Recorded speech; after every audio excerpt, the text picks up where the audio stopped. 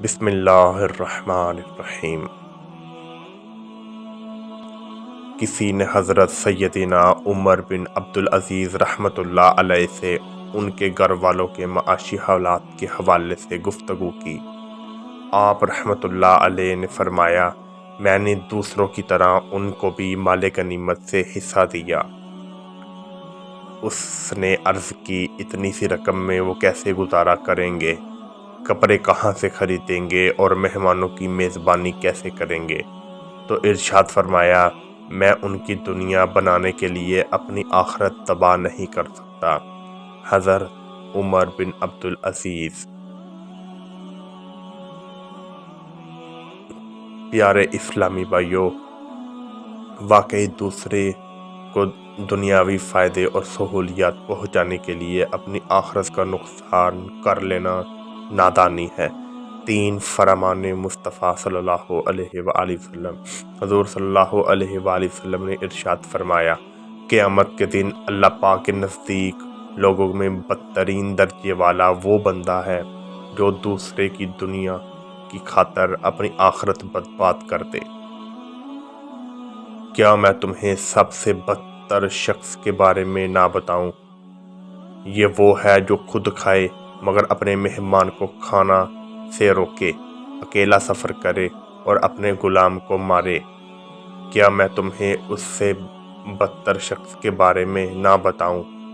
یہ وہ ہے جو لوگوں سے بغض، دل میں دشمنی رکھے اور لوگ اس سے بغض رکھیں۔ کیا میں تمہیں اس سے بدتر شخص کے بارے میں نہ بتاؤں؟ یہ وہ ہے جس نے برائی کا خوف ہو اور بھلائی کی امید نہ ہو۔ کیا میں تمہیں اس سے بدتر شخص کے بارے میں نہ بتاؤں؟ یہ وہ ہے جو دوسرے کی دنیا کے عوض اپنی آخرت بیچ ڈالے۔ کیا میں تمہیں اس سے بدتر شخص کے بارے میں نہ بتاؤں؟ یہ وہ ہے جو دین کے بدلے دنیا کھائے۔ قیامت کے دن سب سے زیادہ شرمندگی اس شخص کو ہوگی جس نے دوسرے کی دنیا کی عوض اپنی آخرت کو بیچ دیا ہوگا۔ علامہ عبدالرؤف مناوی رحمۃ اللہ علیہ اس حدیث پاک کی شرح میں فرماتے ہیں، اپنے آخری حصے کے بدلے کسی دوسرے کی دنیاوی حصے کو حاصل کرنا اور دوسرے کی دنیا کو اپنی آخرت پر ترجیح دینا سب سے زیادہ بڑی بیوقوفی ہے۔ ایسے شخص کو فقہائے کرام نے اخس الخصا یعنی سب سے زیادہ گھٹیا اور ذلیل حرکت کرنے والا کہا ہے۔ دوسرے کی دنیا آباد اور اپنی آخرت برباد کرنے والی تیرے معاملات کی نشاندہی۔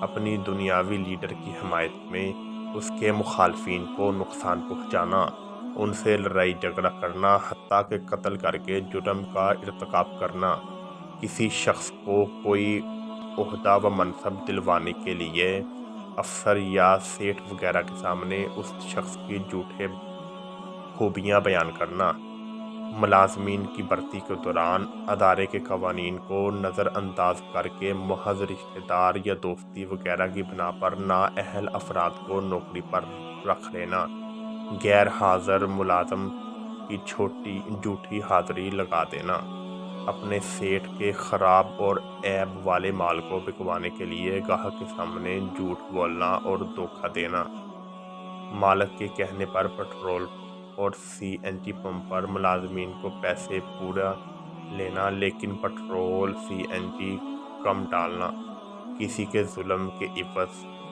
کو جانتے ہوئے وکیل جج کے سامنے اسے بے قصور ثابت کرنا، کسی کے حق میں جھوٹی گواہی دینا۔ استغفر اللہ۔